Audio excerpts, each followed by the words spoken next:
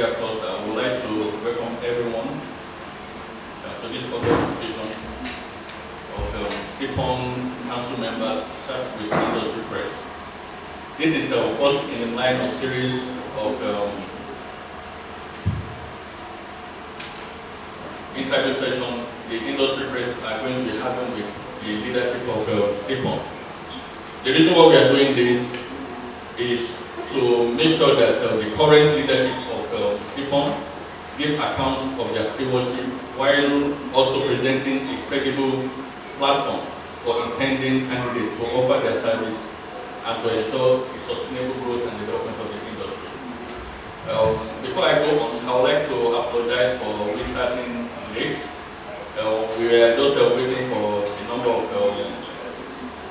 council members to be present, but we got calls that they are on their way. Be that as it may, we would like to wish all workers a happy Workers' Day. Likewise, those our brothers and sisters that are celebrating that are marking their Ramadan. We say Ramadan Kareem to everybody. This initiative is by the entire media cluster, made up of 8 trade media. These are Printers Buyers Guide, Printers Digest, Printing News, Print Publishing, Printing Journal, Print Trend, the Print TV, and of course Resto Print. We are working in conjunction with the CIPPON leadership so that, as we said, we want to ensure a sustainable growth and development for the industry.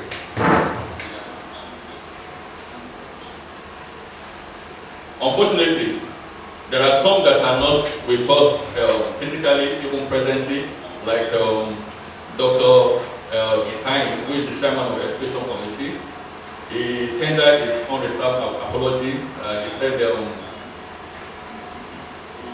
one of his children is waiting today, so he won't be available. Without much ado, because some of these committee council members are not around, we would like to give the Secretary of the Council, Mr. Ikorodu Road, to tell us what the Institute have achieved in the last 18 months or thereabouts.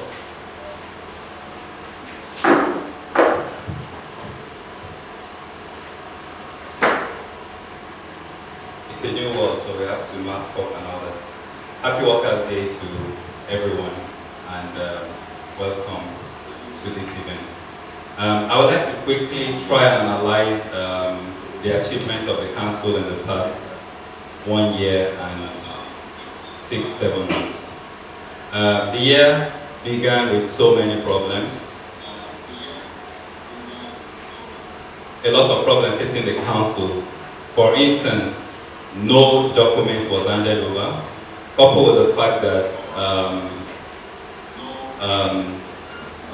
it took us about 1 quarter, 3 to 4 months to get the Institute's account activated.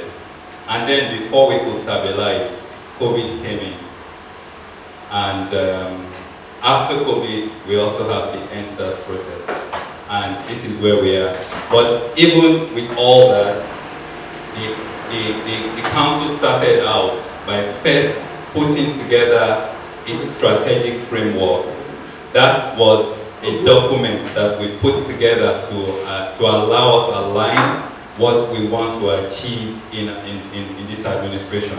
And on this strategic framework, I did a few topics that we've gone through many times, but I'll just read through them now. One is development and attainment of industry integrity, institute integrity, because in the past we have seen that it wasn't, our industry had become an industry that people didn't trust, and there was a lot of distrust, and we had to actually build from the scratch. And then the first thing to do was to make sure that we attain institutional integrity.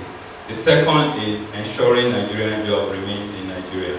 This is a campaign that we've taken up, and we are ensuring that it's gathering enough fire. And in this season, what we have done is to create recently a committee in Abuja to help us drive this.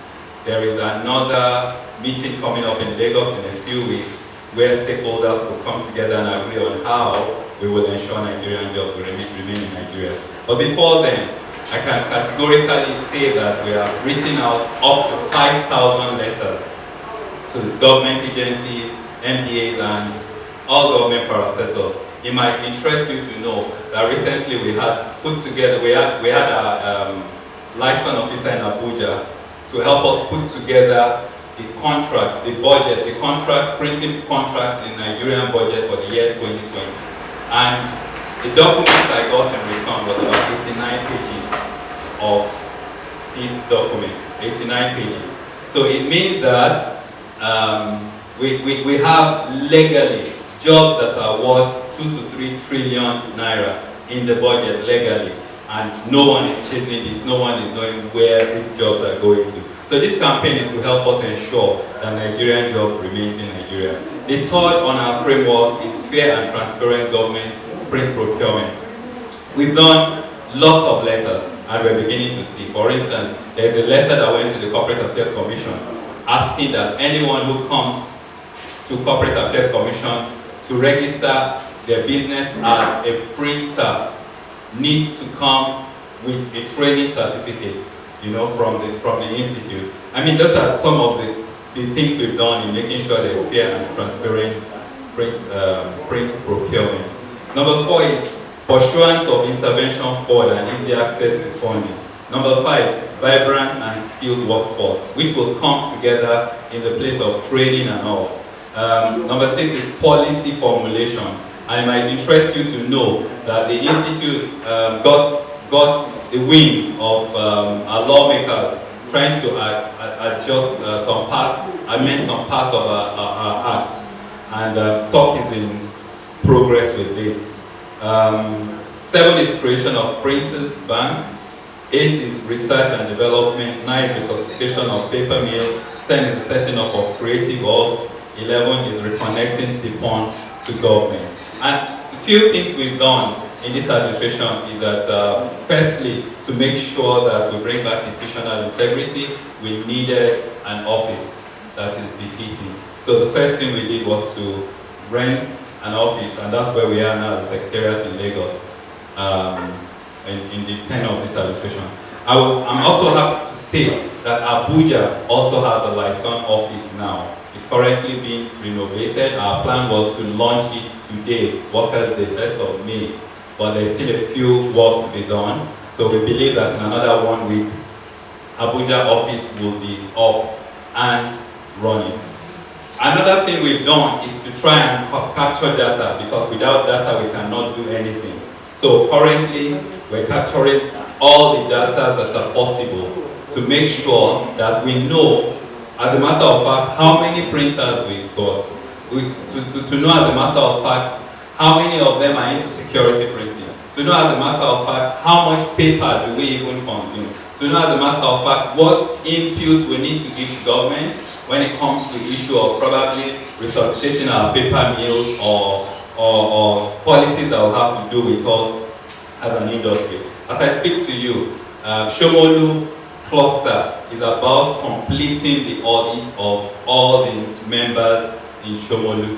And as we say, we already have a list of about 1,500 printers in printing companies in Somolu, which happens to be the biggest hub in the biggest printing hub possibly in Africa. So what this data will help us do is to show our employment potentials to the world. It's also to help us with history and the relevance of printing. It's also to help us with all employability and the resilience workforce that is inherent in our profession. This can also be a solution to national insecurity that Nigeria is currently going through. The next thing I would like to touch is introduction of industry clusters and the formation of printing ecosystem. A lot of different clusters have been formed, and as it is, we we have more being formed daily. And the idea of this is that every sector that have the same problems can come together and resolve their problems and come up with solutions on how to resolve their own individual problems. So it makes the job of the regulator easier. The oldest printer in Nigeria, that's the first and the oldest printing company is in Calabar. And we have an opportunity to tell the story of printing. So a committee was set up to last with the management of Hope Weddell School to communicate CIPPON's intention for this project. This is already still ongoing. The Institute also embarked on some affiliations. There seems to be some associations or some sectors that want to be affiliated to the Institute. Yeah, it's a game of number, and the Institute is aware of this. Another achievement is the fact that we have the third AGM held on the 10th of December 2020 at Hotel The Horizon, Osetu, Abuja, where the DG of NCC was a guest speaker, and we emphasized our collaboration and even launched our Let Nigerian Job Remain in Nigeria. There were about 116 new members that were inducted at this AGM that was led by Mr. President, Mr. Olubemi. We also met, as I said earlier, with an Honorable Dr. Abubakar Yunusa Ahmed, representing Yamaltu Deba Federal Constituency, Gombe, who sponsored the amendment of Section 33 of our Act. And that part has to do with the penalties that we pay. So it is important to note that CIPPON Council didn't initiate these amendments. The lawmaker, during our meeting, stated that he is passionate about ensuring acts are up to date. We, however, felt proud that CIPPON Act was considered amongst other acts like that of ICANN. Abuja License Office will be up, as I said, and recently we had a consultative meeting with the paper merchants because of the rising cost of paper, and from there we could extract an agreement where they would let us know what the prices of paper would be and sustain it for a month. A committee is about to be set up to also take this forward. Your CIPPON, finally, is currently working on enforcement. And as you know, enforcement does not just start. We need a lot of enlightenment, which has been out. You must probably have heard some jingles that should be on radio by now, but are not yet on radio. But they will definitely get there. You would have heard about the various campaigns, you would have heard about the various press conferences and publications that have gone out. But I'm happy to tell you that we have gotten to a level where the Nigerian police force is ready to help us also with enforcement. But before we get there, the Institute is also meant to have a tribunal, and a committee has been set up to ensure that this is done. Ladies and gentlemen, the industry is for all of us. It is time we all play our part and do our best to ensure that together printing becomes super profitable again. God bless Nigeria, and God bless CIPPON, and God bless every printer. Have a nice day and enjoy your work ethic. Thank you so much.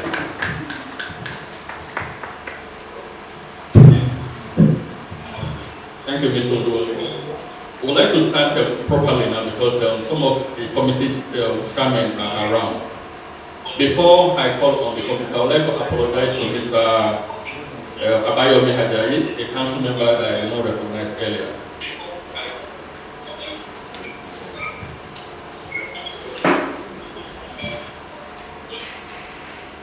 In this question and answer segment, I would like to set the House rules, because my colleagues and I are going to be asking questions now. 5 minutes for each committee chairman, 10 minutes for the secretary, then 25 minutes for the president. Please, it's strictly within this time frame. We will allow questions from live audience if you can send in your question by the search button on your screen, then our technical team can handle it and give us the questions that we can ask. And of course, this event is also recorded and will be broadcasted for future use. So Pastor Odumayo, who is the chairman of the Ethics and Discipline and Enforcement Committee, please, we would like to call you so that you can answer some of the questions we have for you. Thank you, sir.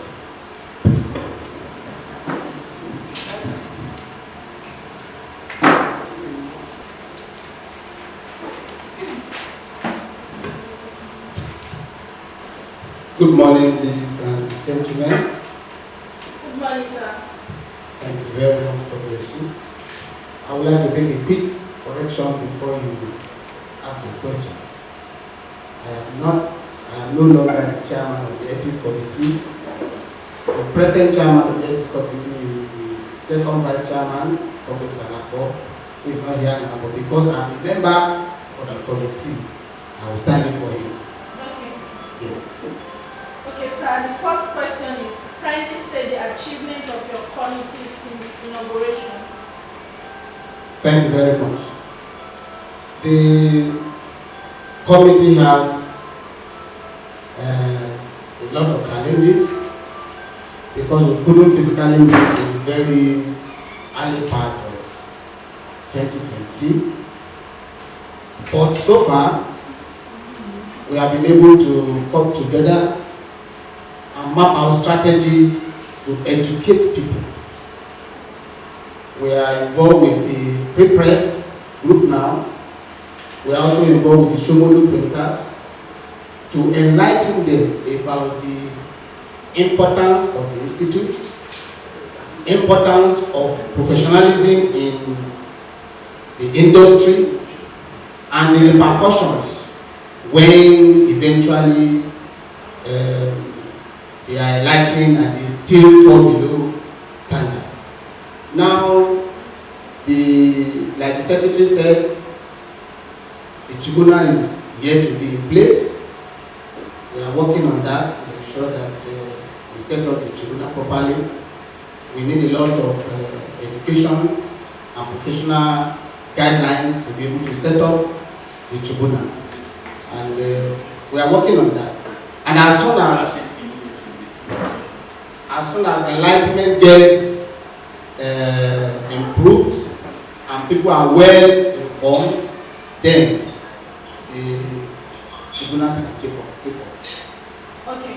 Then the second question is there any plan by your committee to develop a code of ethics for the practitioners that will address price on the cutting, staff coaching, the marketing and other uncivilized attitude that weakens local players?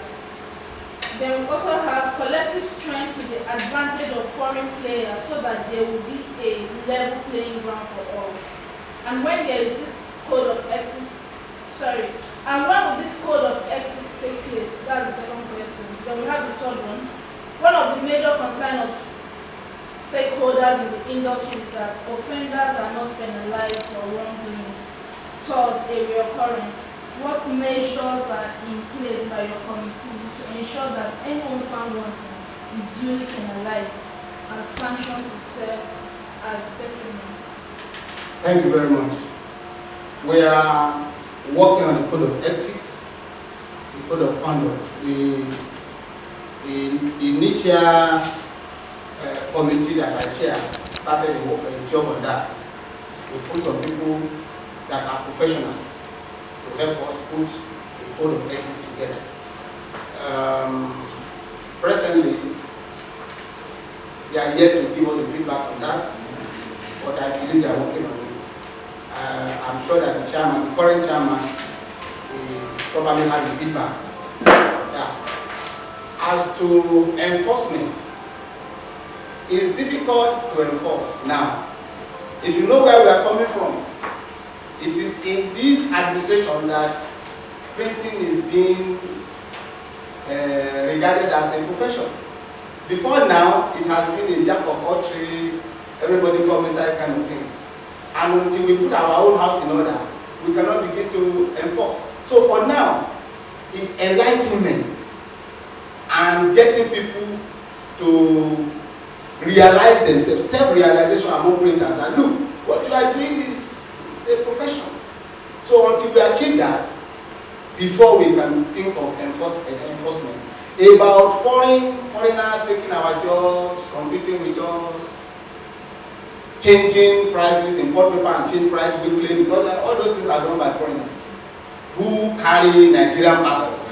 Many of them carry Nigerian passports. They say they are Nigerians, but they want to deal with government. But when they are dealing with us, they say your government is not doing this, your government. We'll get to that as we get our hands together as a profession. With the support of this institute, we'll get there and we'll let everybody know where they belong and things will straighten out soon. Thank you very much. I don't think you answered all the questions. Which one did I do? We talked about staff poaching, the marketing and all that. Staff poaching, yes.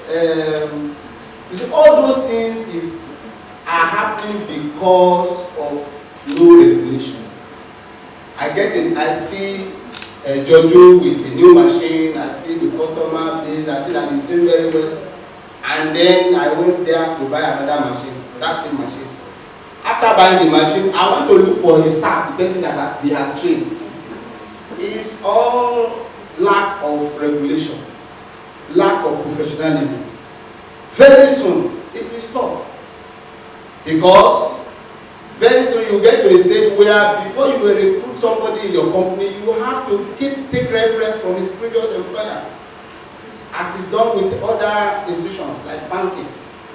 It will get to that point, but we are just starting now. This industry, from my point of view, started with the inception of this administration, and this administration is just going to 3 years. Very soon we'll be there. Thank you very much. Thank you, sir.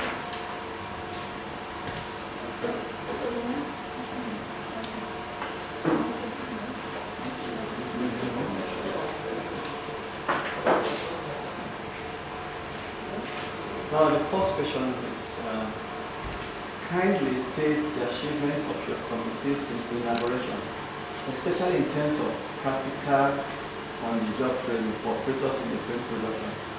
The second question, we believe your committee should have come up with a standard up-to-date human capacity development training models for the industry. I like some of the points of the proposed or adopted training models. And the last question there is that, state what mechanism your committee has put in place for training stakeholders, both skilled and unskilled, to cost effectively upgrade their knowledge on latest trends for best performance, efficiency, and high return on investments to investors. I see that you came to assassinate me today, but it is well. Okay, so the first question says, kindly state the achievements of our committee since inauguration. As Pastor Odimayo has said, this committee was set up to advise. And I want to first thank the members of the committee who were very, very, very, very helpful.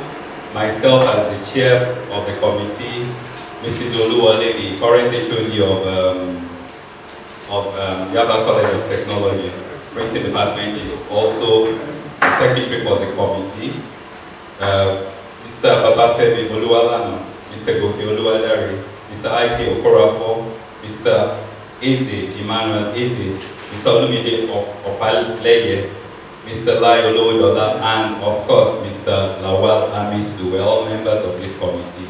And what we've done is simple. So we've broken the training and upgrading of skills for the industry into modules. And the first will be a training category for business standards for new entry. So we don't want printing to be an all-comers affair anymore. So if you decide that you want to come into the business, there is a training you need to get to. Eventually, when we get to where we're going, it is a certificate from this standard business standard for new entrance training that you will take to CAC to get your printing business registered. And another module will be the printing business ethics. This is meant to be a biannual compulsory training for top managers of printing presses. 2 training per year. There will be 2 sessions, one in February and one in August. This should be a prerequisite for renewing your license every 3rd year. So if you have a license on the 3rd year, you will need to renew that by showing that you have gone through this training. And another compulsory training is safety training. It is made compulsory for all printing companies with a refresher training every 3 years. And then we have a module called the Business Owner Retreats, which is an avenue for networking, bonding, and discussion of common problems.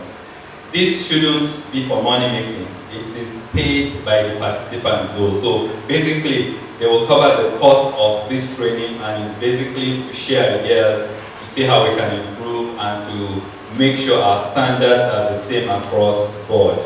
And then on the second module, we have a training program for licensed training organizations. So if there are people who want to embark on industry training, they need to first register with CIPPON and get a license to do this. And this will also mean that CIPPON will check the curriculum and make sure that they are in line with best practices and standards. This is to ensure all training companies are given a license and regulated. And finally, this training schools or training organization will be approved. Their training will be approved by CIPPON. This will be operator certification, press management training, training in business ethics, and so on and so forth. And we recommended that 30% of the cost of this training, 30% of the cost comes to CIPPON. CIPPON members will use this as a form of discount. So you're a CIPPON member, you're going to a training in any of the training institutes, training companies, you get a discount. That's what we've been doing, and that's the report we submitted. It is considered work in progress. But as Pastor Odimayo said, a new committee has been instituted to take care of this, because at some point in time, Council decided that we had too many committees and we wanted to streamline because our time is short. And the new committee will be headed, is now headed by our second Vice President, Sir John Milton.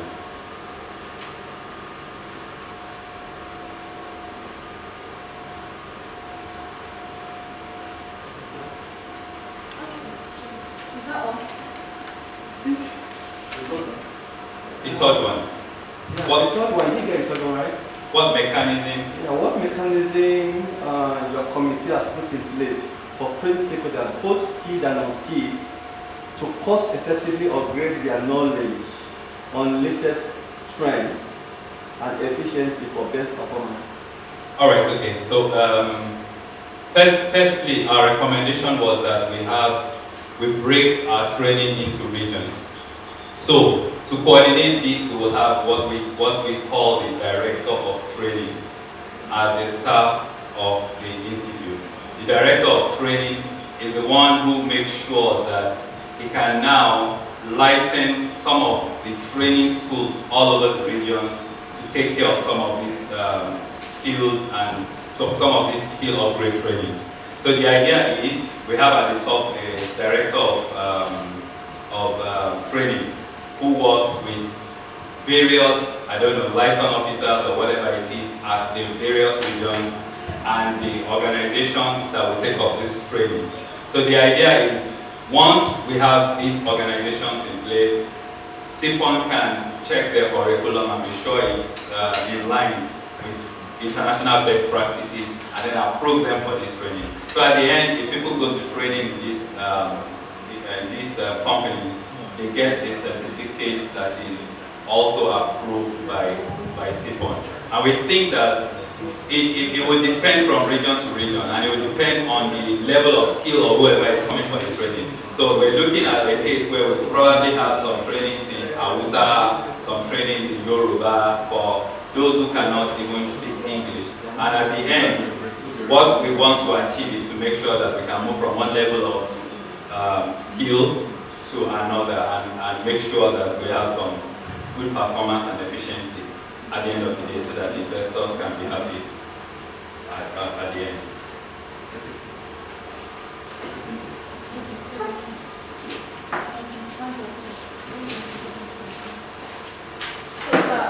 While still standing, we have another question for you as the Council Secretary. So the first question is, kindly state the achievement of the Secretariat since inception. I thought I did that in the talk beginning. about that, so let's remove that then.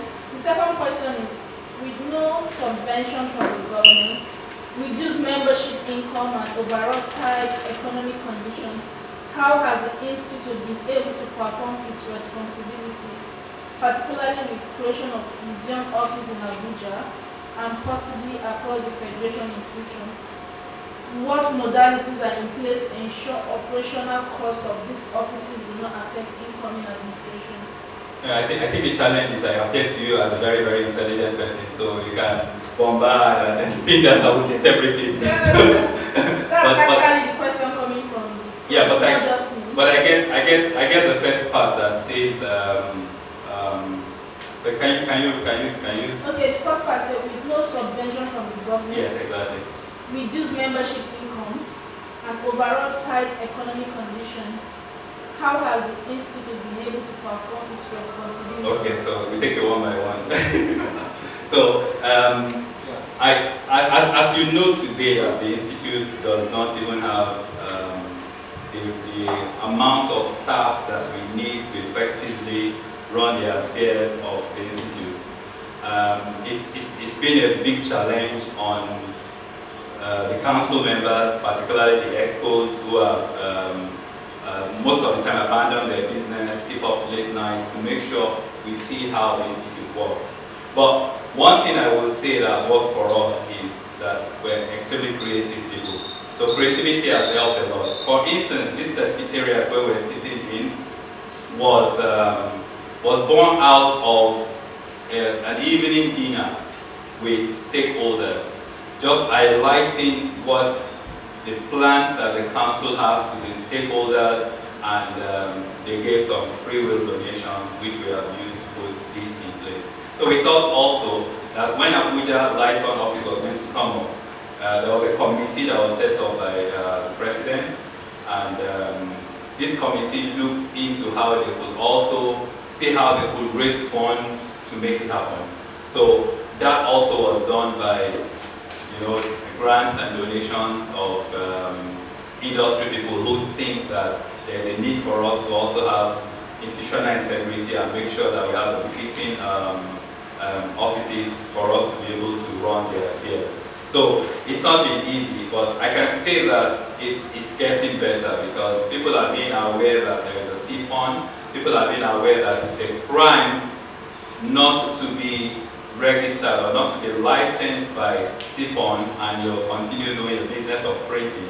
So the awareness is going round, and we see that daily people are coming in to make sure they fulfill their financial obligations.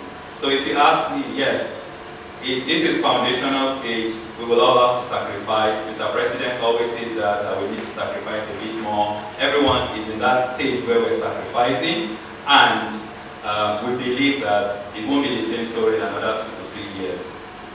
Okay, thank you.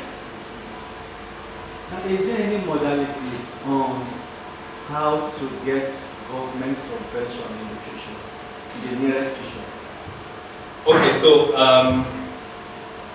personally, and this is not me speaking for the council. Personally, I looked at the idea of subvention and the way government keeps saying we don't have money, and it becomes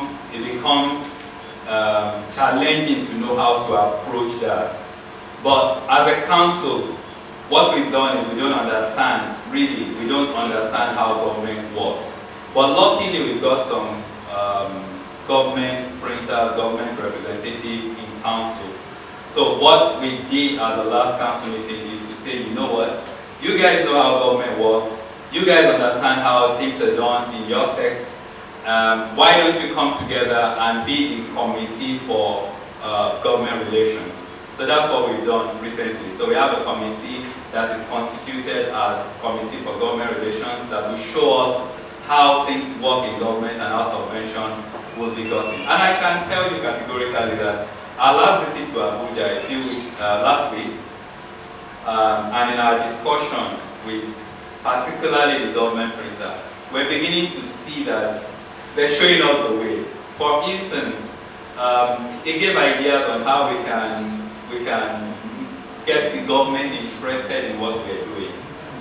It is not discussed at the council meeting, so it's difficult for me to talk about that right now, but it's something that is being looked at. We know that for us to get subvention, we also have to be organized.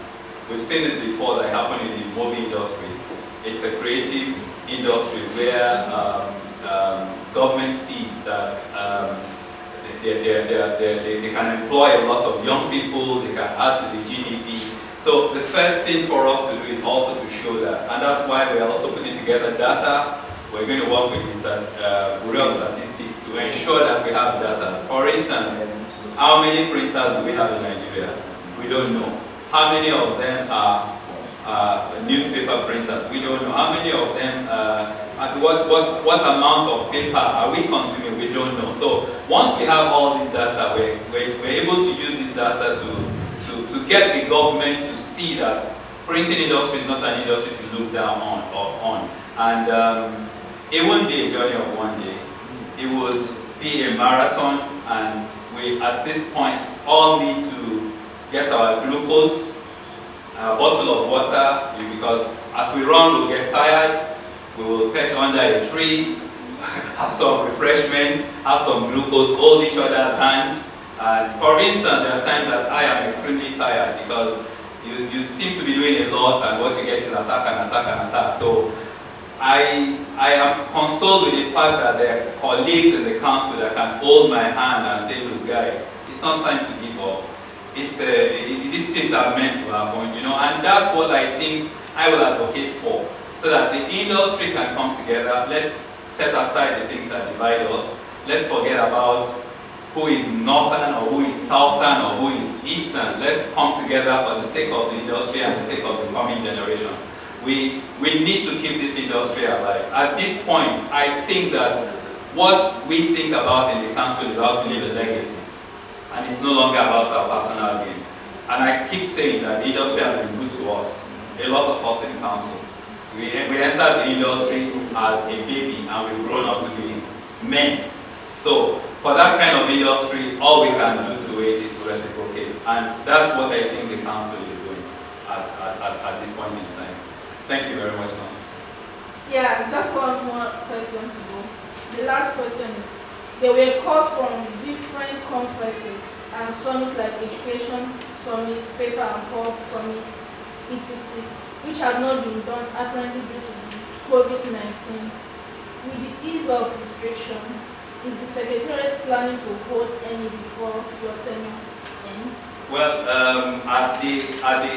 as I speak to you in another week and a half, we're meant to have an exco meeting to actually discuss all this, because we don't only have pressure from the industry, we also have pressure from ministry. For instance, the Ministry of Trade and Investment would like to have a paper summit, ASAP. And this also played out. I think some of you were at the paper merchant discussion that we had recently, the stakeholder meeting that we had recently, where at that meeting, that same call was reactivated.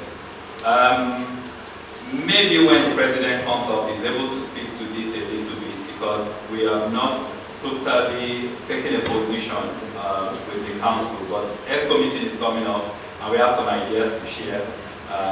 We have deliberations to make, we have discussions to make, and see how this will happen. Our tenure is going to end, and we think we want to end with a loud ovation, you know. So it's going to be a packed AGM coming up. I know that, and I can feel it already. So since inauguration, particularly on institutional integrity, corporate governance, and unity of members? Okay, thank you very much. I think when the secretary was talking, he actually was talking with handbrake, holding the handbrake. So if you are a football lover, as an American would say, he has to hold the handbrake.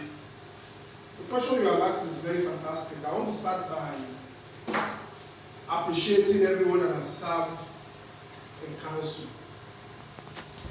Everybody has, whatever success we have achieved today, and I believe to a large extent, we have done the bits that we can do.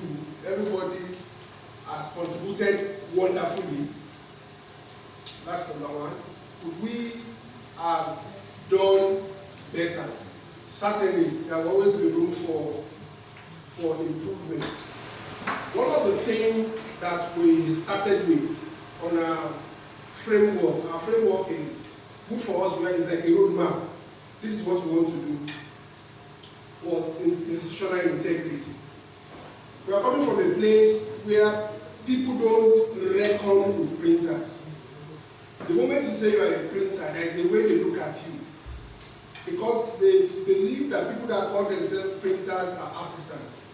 That is also not being held by the previous leadership we have had. And because of that, even among the industry, a lot of people lost belief in CIPPON. So the first thing we set out was to have institutional integrity. What is institutional integrity? It's one, holding everybody accountable. It's a two-way thing. Everybody in the industry should be held accountable by what the act says. Even those of us too that are in leadership, we should also hold ourselves accountable. So, coming to institutional integrity, we need a process. And we've tried to create some process, so we've done a bit there. And when you want to, as a leader, I believe that real leaders don't shy away from issues. For you to have institutional integrity, you should not have sacred cow. The law should be for everybody. Everybody should play by the rule. And that has attracted a lot of reaction. Interestingly, somebody was discussing with me, and there was a talk, and they said, no, in that discussion, the person said that, somebody was saying that, why is the president having enemy? The truth is that if you want to change things, if you want to break status quo, you are going to have enemy. When I came in, I've been involved in this industry, politics, let me put it like that, for close to 20 years. Getting this chapter status, I've been part of it. I was in first council, so I have a fair idea of how things work. So I kind of came prepared for this job. Now, you have to hold people accountable. You have to lead by example. And that's why all of us are in council. We have to lead by example. Let people see us. So the president said, president is having enemy. Yes, if you are going to change things, you have enemy. In council, we have 20 different people. 20 different ideas. Wonderful people. Wonderful people. People from different backgrounds. People from different culture. Let me allow you to understand our culture a bit. There's a part of Nigeria that believe that when you are finished eating, you don't say thank you. They say it's only a lazy person that will eat and will say thank you. Then you are saying thank you because you want somebody to continue to feed you. And there's another part of Nigeria that says when you have eaten, you will say thank you. Now you have brought the two of them in the room. So you have to, it's going to take time for you to be able to create an equilibrium so that there can be a point of understanding. So what we have experienced in council is nothing strange, and also consider that we're not going by any rules. There is no rule that says, oh, this is what you must do, that's what I must do, and it happened. Go and check history in any pioneering thing. It happened in any pioneering thing. We are more like pioneers because we don't have anything on ground. So, but those things are good. They are things that make people stand on their toes. They are things that make us to become stronger. So we've had a very wonderful time in council, being able to hold the council together. At least everything we have achieved it together. Can we do more? Yeah, just like a football match. When you are playing, unfortunately for me, I support Arsenal.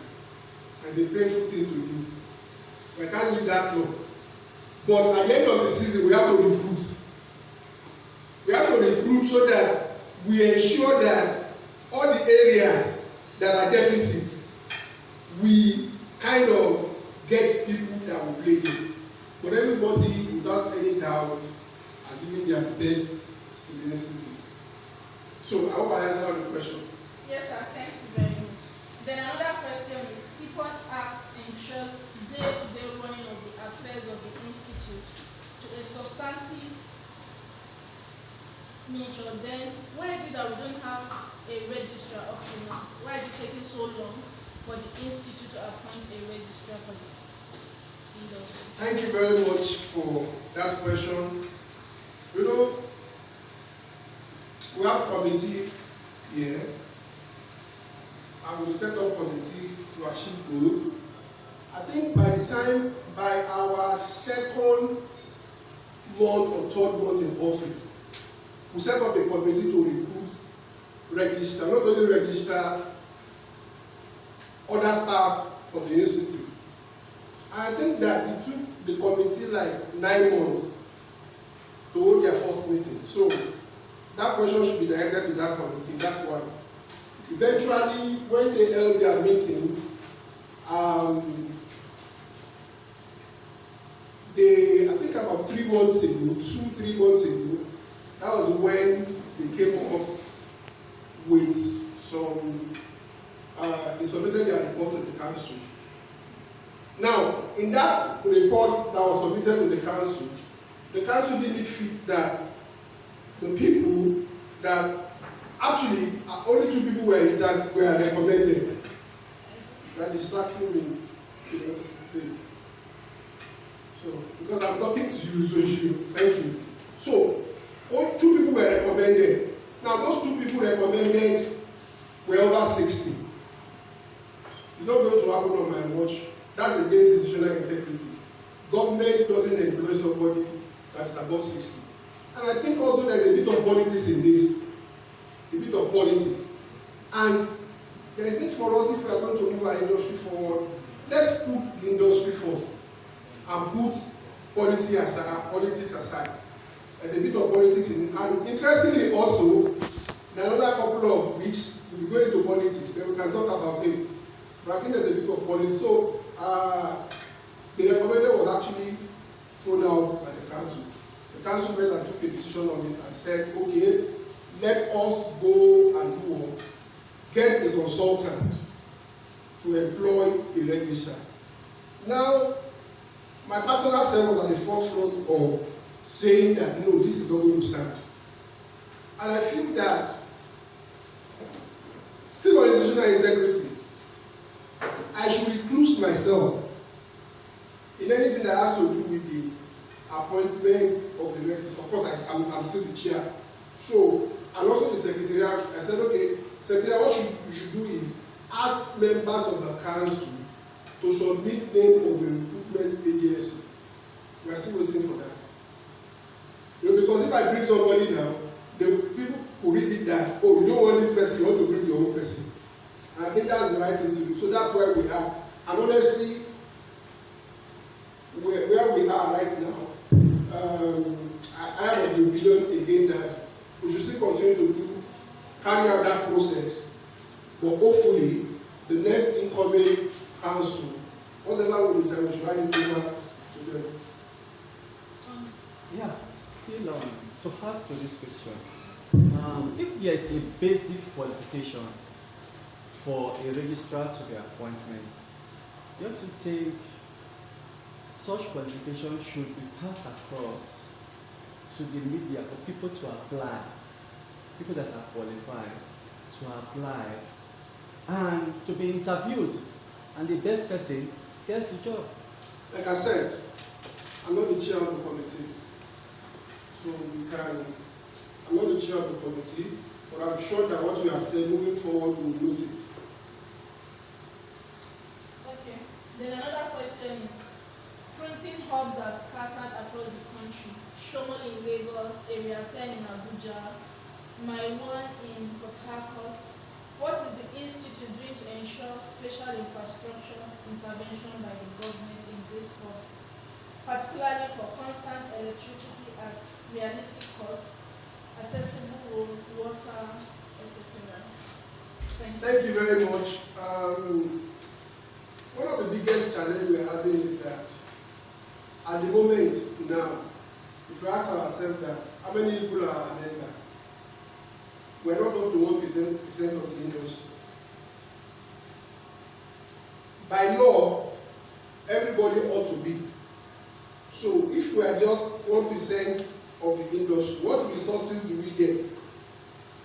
The resources we have cannot even sustain the staff we are having now. So all the things we want to do, we want to do a lot of things. One, we need the buy-in of people that are there. We need the cooperation of people. Now, if we don't get people in, so that we have resources to do all these things, nothing will be done. The secretary was being asked about government intervention subvention. Listen, government doesn't give subvention again. Even if I'm in government, I will not give you subvention. This is an industry that we recently checked for Nigeria budget this year. We extracted all the printing related contracts in Nigeria budget.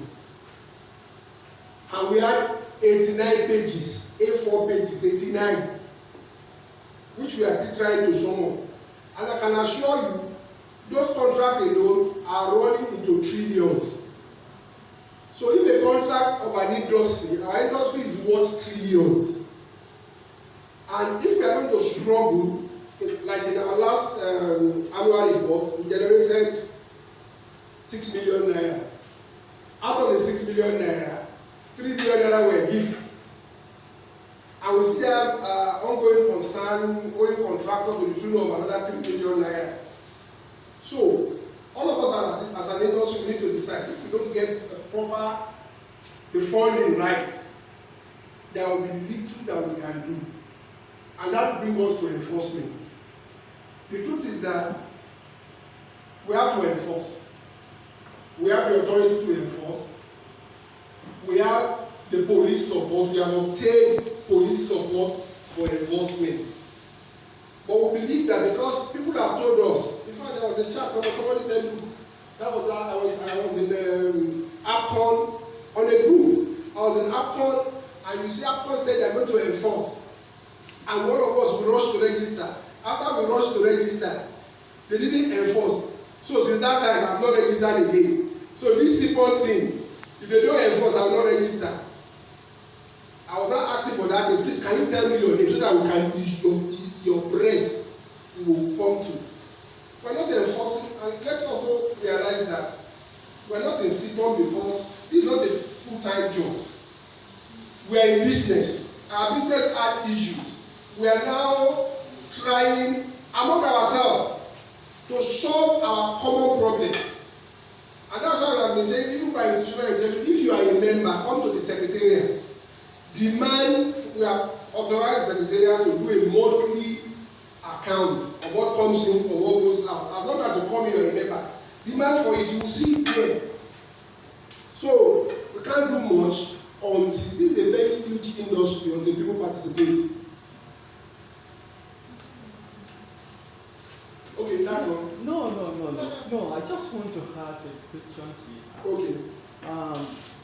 We have an industry that is factionalized. From what you said, you are saying that you have less than 1% of members that are registered with the institute. A situation where printers are confused on what direction to go. You have a situation whereby you have the legally recognized institute and another institute being propagated by another set of people. In such a situation, how will this be addressed sooner so that the industry can move forward? Well, I'm trying to listen to your question. You said that we have a situation where the industry is fractionalized. Yes? Fractionalized, that was a fractionalized and fraction. You said you have the legal. Recognized. And you have the other. Now the question, you have answered your question, right? It's just for you to make it sure. You have said it all. No, let me finish. I will keep on. You have answered it. Let's talk to ourselves. And if we don't talk to ourselves, people have had it everywhere. What is the meaning of a fraction? Or fraction? So this is a fraction of whatever. Fraction. Number one, legality. You have said it yourself. There is no legality. They are not legitimate. They are illegitimate. Now, when you begin to promote illegitimacy, anybody, you are an adult, if you are under, what is trending now? There is a Matani, there is Babajebu, Babajesha, sorry. Babajesha issue. And people are saying these people are adults. Adults should be able to take a decision.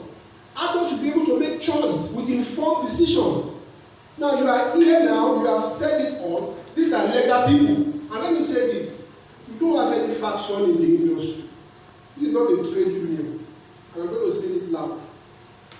The people that are calling fractions, they are the real people we should be talking to. Because they are actually the factions. Let me tell you this. I got an information 2-3 weeks ago that somebody in the industry took, and I want you to hear it very clearly, took some of the members of the old ESCO, old council, to meet the INEC chairman. Now, is it that person is not enlightening? That person that took them is actually the faction. They are not those people at all.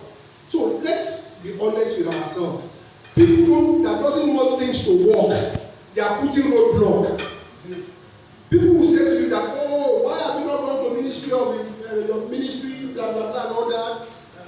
The issue is that some people went to the ministry and they told them that, look, there are factions.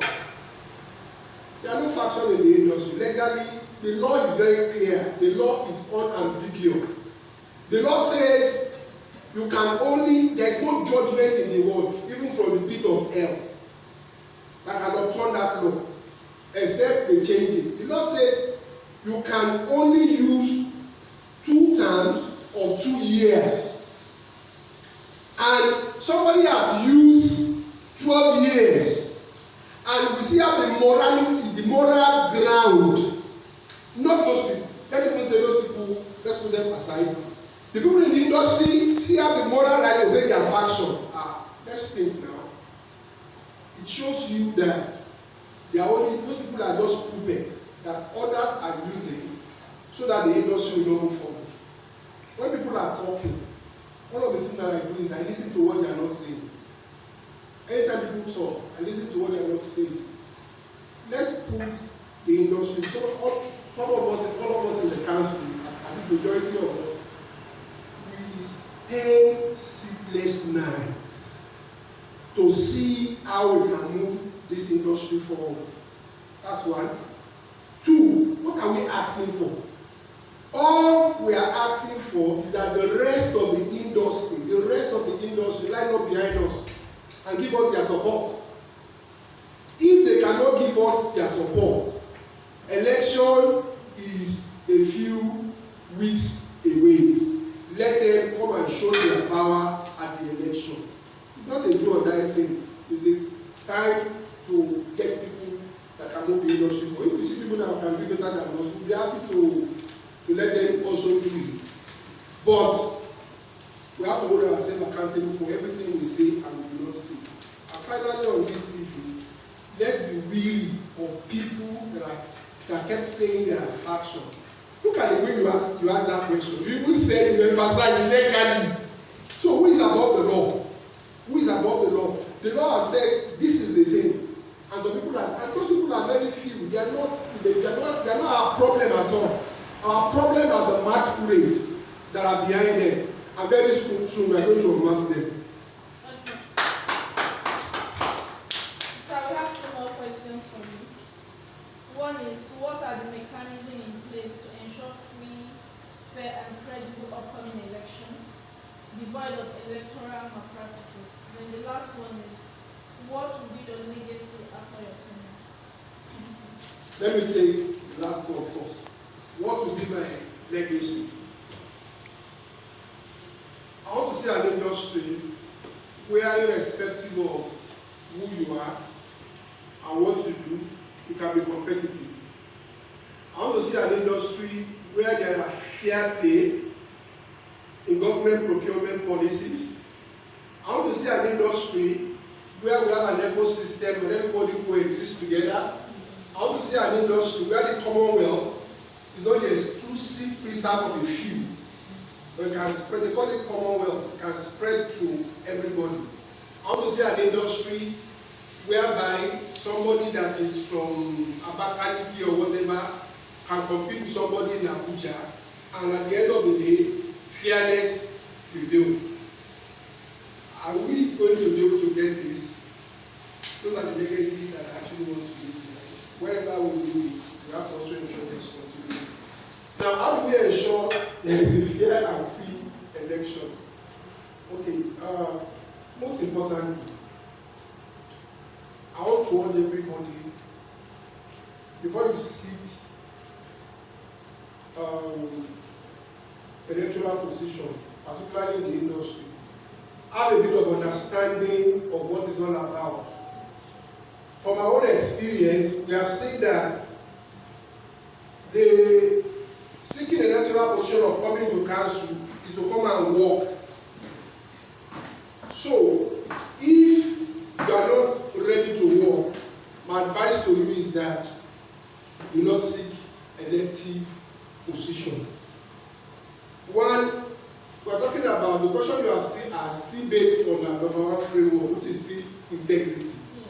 We have to ensure the integrity of the election. Now, the council, the ESCO will meet, then the council will meet to select people of integrity in the industry that will constitute the electoral committee.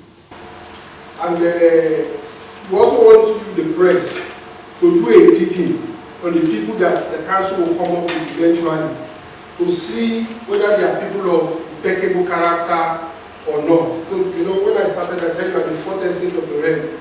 We need to also be able to do a dig on them. Now, when these people come, the council will also discuss. I can assure you that in a few weeks from now, details of the election will be unveiled after the council will have met. But I want to assure you that there will be fairness. As long as God gives us the grace to be where we are, there will be fairness, there will be equity, and there will be justice. If you feel that people that are selected in that position are people that have whatever, please bring it to the public, so that the public can also, you know, put it to the public discourse, so that I think the council can correct it, say if it's ever independent. But I think that maybe the council are men of integrity. I don't know if I answered your question. Yes, sir, you have. Thank you very much. Thank you very much. Thank you.